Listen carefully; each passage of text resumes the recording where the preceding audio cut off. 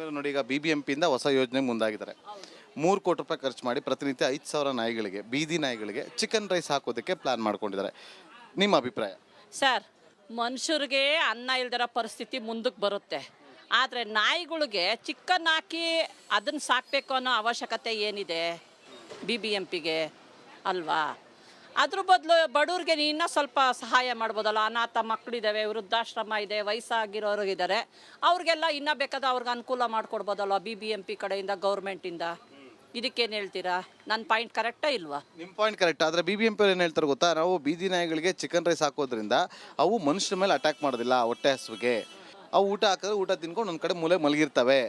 ಒಂದು ಕಚ್ಚಿದ್ರೆ ರೇಬಿಸ್ ಬರುತ್ತೆ. ಅದೆಲ್ಲವನ್ನು ಕೂಡ ಕಡಿವಾಣ ಹಾಕೋದಕ್ಕೆ ನಾವು ಈ ಯೋಜನೆ ಮಾಡ್ತಾ ಇರೋದು. ಅವ್ರು ನೋಡಿದಾರ ಸರ್? ನಾಯಿಗಳಿಗೆ ಈ ಥರ ಮಾಂಸಾಹಾರಿ ಹಾಕಿದ್ರೆ ನಾಯಿ ಒಬ್ಬರನ್ನ ಕಚ್ಚಲ್ಲ, ಮನುಷ್ಯರ ಮೇಲೆ ಅಟ್ಯಾಕ್ ಮಾಡಲ್ಲ, ಅದೆಲ್ಲ ನಾವು ನೋಡಿದಾರ?